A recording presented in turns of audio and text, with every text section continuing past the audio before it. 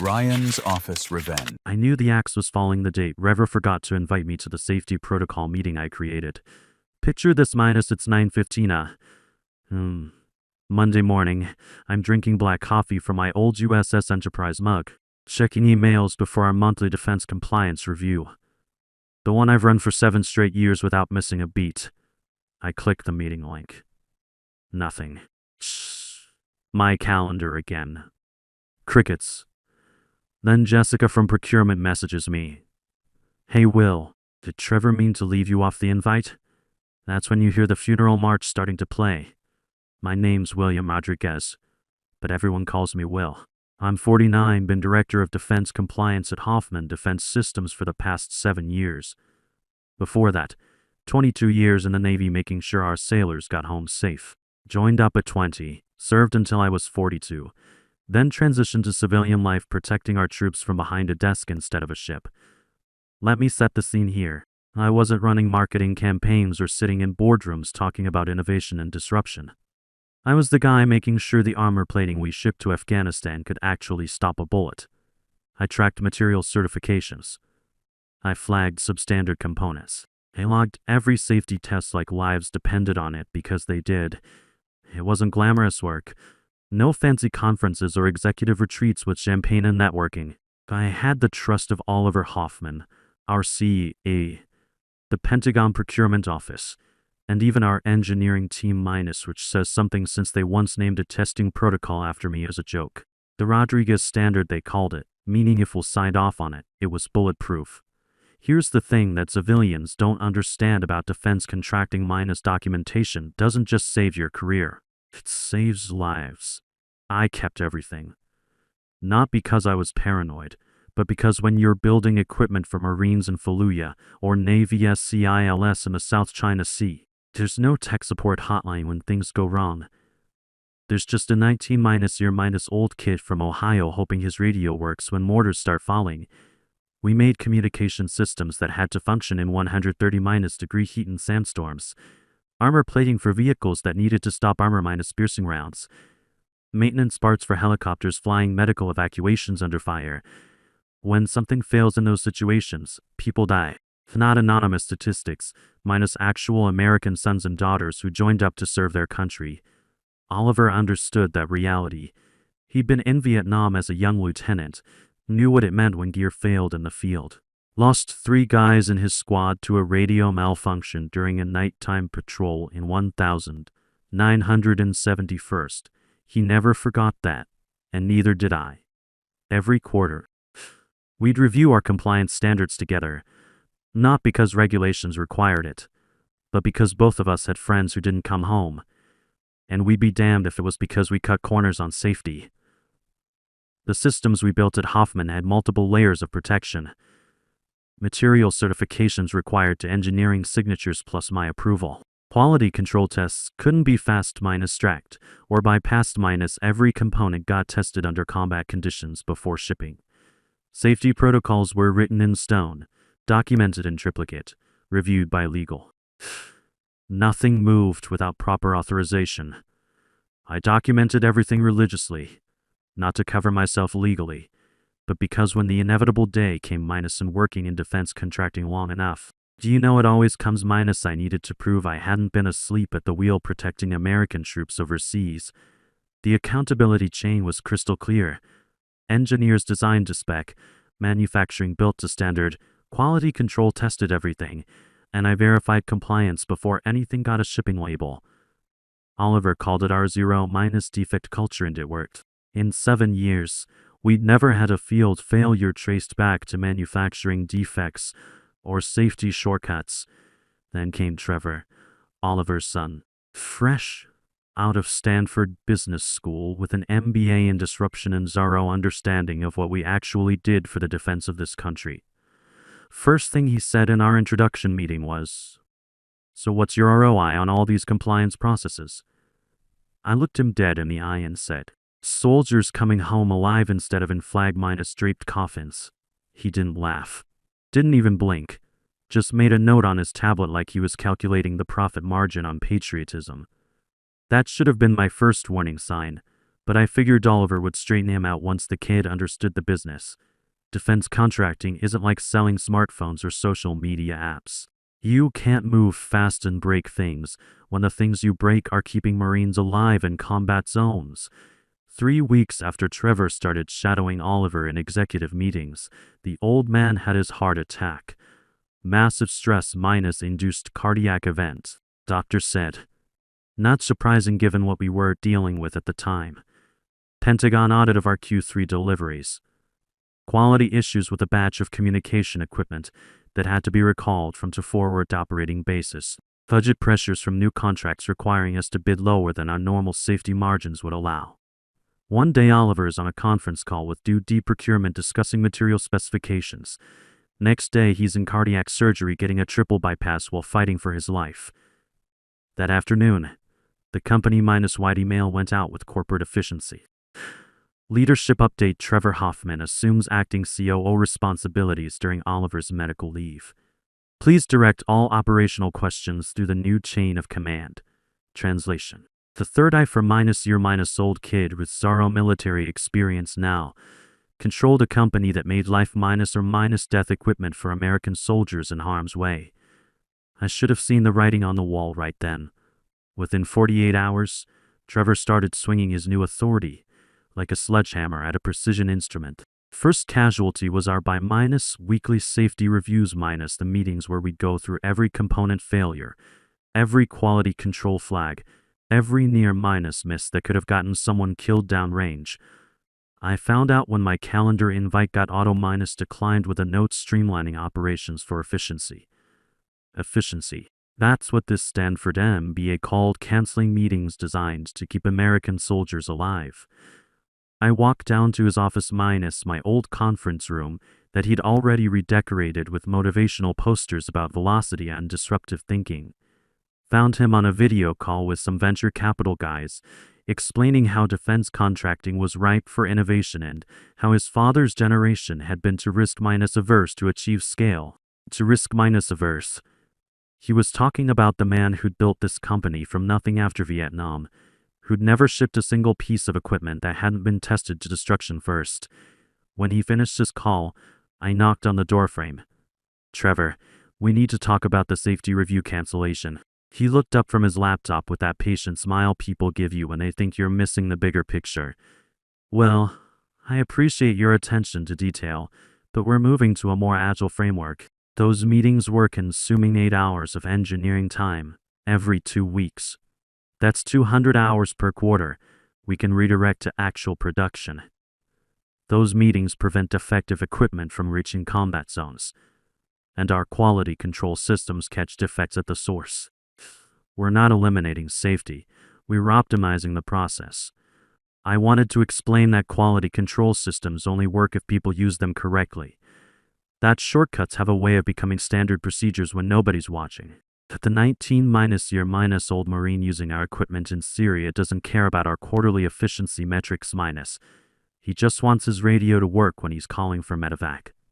Instead, I said, what about the material certification reviews with legal? Also being streamlined.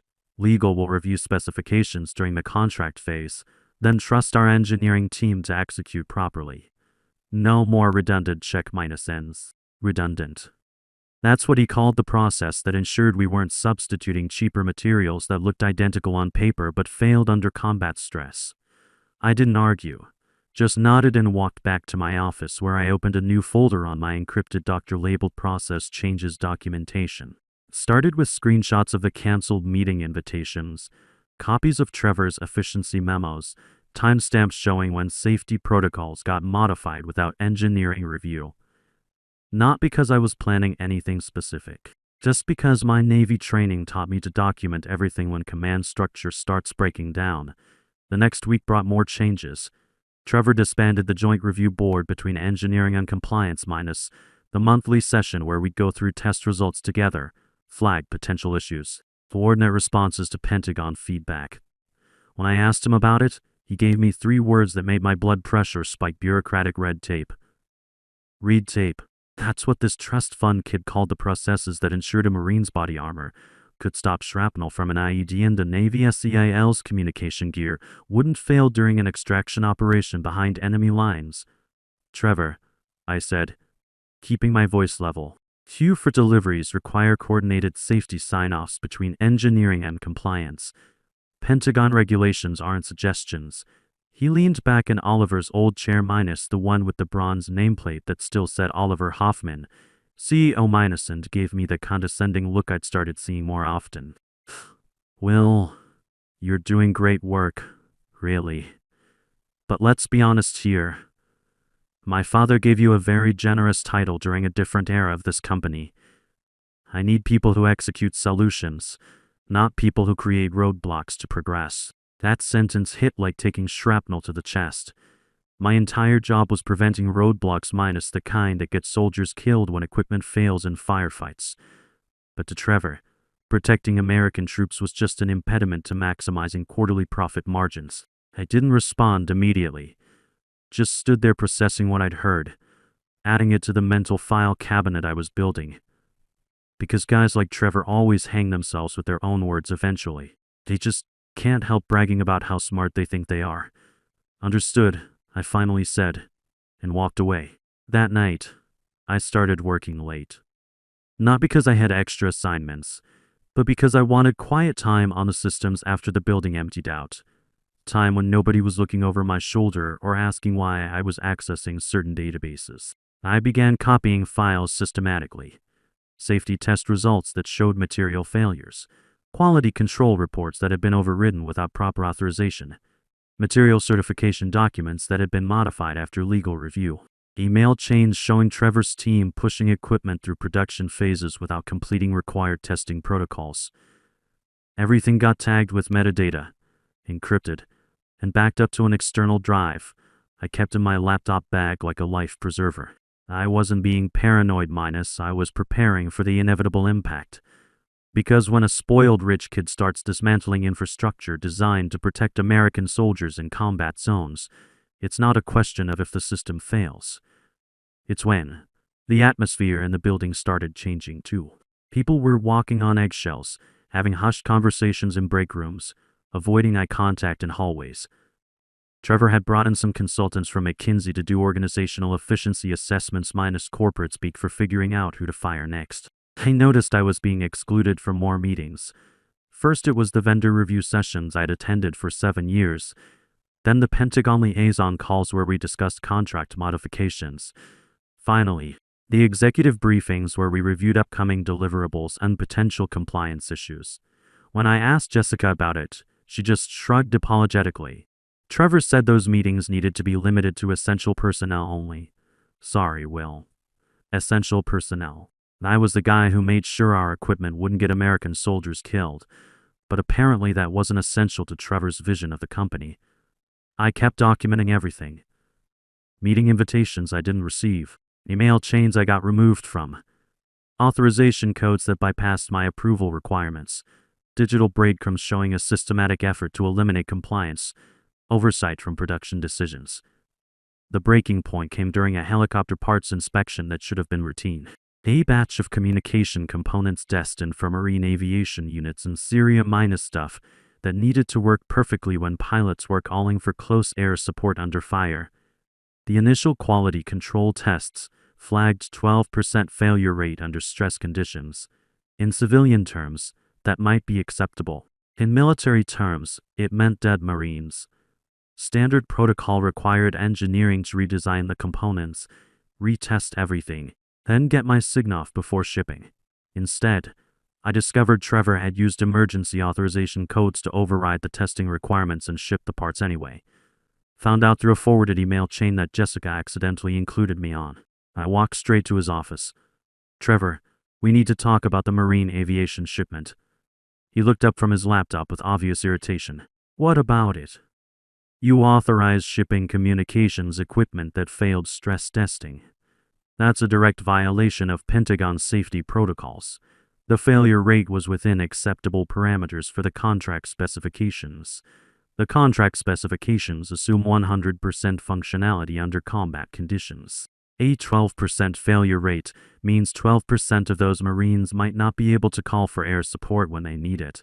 Trevor closed his laptop and leaned back in his chair. Will, I appreciate your attention to detail, but you're being unnecessarily risk-averse here. Those components will function adequately for their intended purpose. Their intended purpose is keeping Marines alive in combat zones. Their intended purpose is fulfilling our contractual obligations while maintaining profitability. We can't spend unlimited money chasing theoretical perfection. Theoretical perfection. That's what he called ensuring American soldiers had reliable equipment in firefights. I didn't trust myself to respond professionally, so I just walked out. But that night, I documented everything. The failed test results, the override codes Trevor used, the email authorization chain showing he personally approved shipping defective equipment to active combat units. Most importantly, I traced the digital fingerprints. Trevor's executive access codes were all over the authorization system. By passing safety protocols during blackout testing windows when normal oversight wasn't active, he was systematically using his administrative privileges to push questionable equipment through production without proper review. 3 weeks later came the announcement that killed any remaining doubt about where this was heading. Compliance Initiative 2.0- Trevor's rebranding of compliance elimination disguised as operational improvement. The presentation was everything you'd expect from a Stanford MBA who'd never spent a day in uniform. Buzzwords like agile methodologies and risk-positive frameworks, charts showing how much money we could save by streamlining redundant oversight processes, a slide deck that treated safety protocols like bureaucratic waste instead of systems designed to prevent American casualties. Buried on slide 14 was a list titled Organizational Restructuring Opportunities. My position was listed second, right after Policy Oversight Analyst minus another compliance role that would be transitioned to operational efficiency. People started treating me differently after that presentation. Not hostile, just careful. Like I was carrying something contagious that they didn't want to catch. Colleagues who used to stop by my office for coffee and shop talk started communicating through formal emails. It was radioactive, and everyone could hear the Geiger counter clicking louder every day. But I stayed calm and professional. I'd been through reorganizations before in the Navy. Watched officers get rotated out when their leadership style didn't match the current operational tempo. Usually the pendulum swings back eventually when reality reasserts itself. This felt different though. Trevor wasn't just cutting perceived fat minus, he was removing safety nets intentionally. Like he wanted to see how close to disaster he could push things before something broke. So I intensified my documentation efforts, stayed late every night, using the quiet hours when security was minimal to access systems and copy files. Safety test results showing systematic quality control failures. Materials certification reports with forged engineering signatures. Authorization logs proving Trevor personally bypassed safety requirements on equipment heading to combat zones. Everything got tagged with military precision, encrypted 6 layers deep, and backed up to multiple external drives. I kept one drive in my car, another in a safety deposit box, and a main working copy in my laptop bag. I wasn't being paranoid. I was applying lessons learned from 22 years of military service about preparation and redundancy. Because when command structure breaks down, the people who survive are the ones who saw it coming and took appropriate defensive measures. The termination meeting wasn't scheduled, of course. Trevor waited until our regular Friday executive wrap minus obsession to drop the hammer. Walked in carrying a protein shake and wearing that kind of smug confidence you only get from knowing you hold all the cards. We went through the normal agenda items minus production schedules, Pentagon feedback, upcoming contract deadlines. Then, just as people were starting to pack up their laptops, Trevor made his announcement. Before we adjourned, he said, closing his computer like he was ending a TED talk nobody asked for. I have one personnel update. Will Rodriguez, our Director of Defense Compliance, will be transitioning out of the organization effective immediately. The silence was deafening. Just the sound of chairs creaking as people shifted uncomfortably, not sure if they'd heard correctly. Trevor kept talking, making eye contact with each person like he expected applause for his decisive leadership. Let's be completely honest here. Will's position doesn't align with our current operational philosophy. We're not living in 1995 anymore. We're not begging Pentagon bureaucrats for permission to innovate. We're building solutions for the modern battlefield, not creating administrative bottlenecks. He looked directly at me with that sales minus bitch gleam in his eyes. You've had a good run. Well, but you're essentially a relic from my father's era. Time to embrace the future. Relic. That word cut deep. Not because it was cruel, but because it revealed exactly who Trevor really was underneath the MBA buzzwords. A spoiled trust fund kid who saw protecting American troops as outdated thinking that got in the way of quarterly profit targets. I didn't flinch. Didn't give him the satisfaction of a dramatic reaction or emotional outburst. Just took a slow breath, closed my notebook, and stood up with the same composure I'd learned during 22 years of military service. Understood, I said calmly. Nothing more. I walked out of that conference room to complete silence. Nobody followed. And I didn't expect them to. That's the thing about being the safety net minus people only notice you when they're already falling. Back at my desk, I packed nothing personal. Left my Navy coffee mug, my commendation photos, even the challenge coin from my old commanding officer sitting on the bookshelf. What I took was my encrypted doctor, labeled innocuously as Q for safety reviews, but containing something much more valuable than Trevor could imagine. Inside that doctor lived everything he thought he'd buried. Material test results showing substandard armor plating that passed inspection through forged signatures. Quality control by passes on communication equipment authorized through Slack emoji, IS instead of proper documentation. Safety protocols modified without engineering review, just pushed through production with backdated timestamps to make them look legitimate. Most damning was the digital paper trail leading directly to Trevor's executive access codes. His electronic fingerprints were all over authorization systems used to override safety requirements during blackout testing windows. The helicopter parts destined for Marine units in Syria. Communication gear heading to Army forward operating bases in Iraq. Equipment that could fail when American soldiers needed it most. All personally approved by a Stanford MBA who'd never heard a shot fired in anger. That night, I sat on my back porch with a beer and my laptop, looking at the Department of Defense Inspector General whistleblower portal, like it was a loaded weapon. Which, in a way, it was. I didn't rush the submission. Organized everything in logical batches that told the story methodically. Material certification violations minus 47 documents showing systematic substitution of substandard components.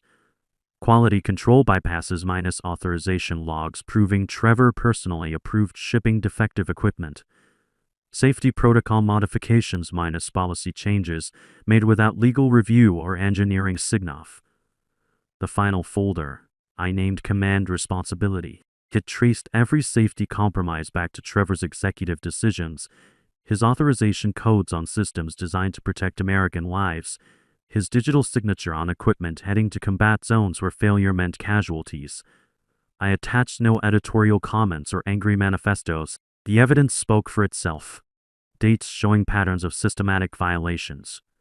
Digital signatures proving personal involvement. Communication records showing Trevor knew the risks and approved them anyway to meet profit targets and delivery schedules. At 11:47 p.m., I clicked submit. The confirmation screen appeared like an answered prayer. Your submission has been received. Preliminary review in progress. Case number DOD-IG-2020 for 1847th. I closed the laptop and went inside. Poured myself a glass of water and stood in my dark kitchen, listening to the refrigerator hum and thinking about my son currently stationed in Iraq, potentially using equipment that companies like ours built to keep him alive. I felt no immediate satisfaction or dramatic vindication. Just the quiet certainty of someone who'd been professionally executed but kept the ammunition for the counterstrike. For the first week, I checked that confirmation portal obsessively. Nothing but automated status updates. By the second week, I stopped looking entirely. Instead, I watched Trevor's public relations machine kick into high gear. He launched something called Operation Velocity Minus, his rebranding of compliance elimination that sounded like an actual Pentagon operation. The company blog posted articles about modernizing defense innovation and eliminating bureaucratic friction. Industry publications ran interviews where Trevor talked about his risk-minus positive approach to military contracting. One LinkedIn post showed him shaking hands with a defense industry reporter, captioned, "Finally, a defense executive who understands that speed saves lives." The irony was perfect minus speed that potentially cost lives through eliminated safety checks. I screenshot everything and added it to my documentation files. Because if this investigation got buried in bureaucratic processes, I wanted proof that I wasn't imagining the corporate insanity I'd witnessed. 3 weeks after my submission, the first real contact came. Not an automated message, but an actual mail from senior investigator Sarah Mitchell at the Duty Inspector General's office. Subject line clarification requested minus authorization protocol documentation. Professional and clinical, but specific enough to prove someone had actually read my submission. She wanted elaboration on the safety override system I documented, particularly the authorization codes used to bypass quality control during the Syrian helicopter parts incident. I spent 4 hours crafting my response with military precision. No emotional language, just facts. Code sequences. Decision reads, plain English explanations of how safety flags had been systematically bypassed. Digital forensics showing Trevor's personal involvement in every major violation. 2 weeks later, she called directly. "Rodriguez, this is Investigator Mitchell. Are you available for a phone consultation regarding your submission?" We talked for 52 minutes. Professional questions about authorization protocols, material certification chains, executive override procedures. Questions that could only come from someone who'd traced the digital breadcrumbs I'd left and found something prosecutable. When she thanked me and hung up, I knew the fuse had reached the explosive charge. For days later, Jessica texted me at 9:23 a.m. "Holy shit, Will. Federal agents are in the building. FBI badges, duty investigators, the whole 9 yards.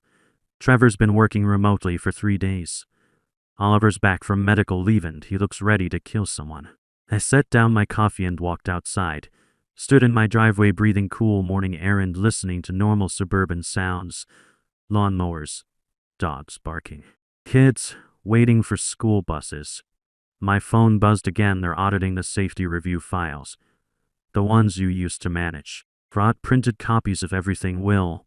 In color. They highlighted the important parts. In color. I nearly laughed out loud.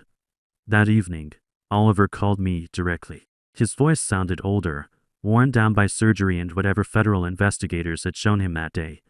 "Will, we need to talk." I didn't know what Trevor was doing. The shortcuts, the overrides, the equipment he pushed through without proper testing. A long pause. "I should have kept you in the loop before my surgery." "I understand, Oliver. The Pentagon's reviewing all our contracts. The board wants to offer you your position back, plus promotion to VP of Defense Compliance. Full authority to rebuild every safety protocol Trevor eliminated. I thought about my son's unit in Iraq, potentially using equipment that had passed through compromised quality control. About Marines in Syria depending on communication gear that might fail during firefights. I'll consider it. But I have conditions. Full audit of everything Trevor touched. Public commitment to restoring every eliminated safety protocol. Complete transparency with duty investigators. Done." 6 months later, Trevor Hoffman was indicted on federal charges related to defense contract fraud and endangering national security. Hoffman Defense Systems paid a $15 million fine and accepted enhanced oversight for all military contracts. It took the VP position and rebuilt our compliance systems stronger than before. Last month, a Marine captain wrote thanking our company for communication equipment that worked perfectly during a complex evacuation under fire in Syria. That letter sits framed in my office now, next to my Navy commendation.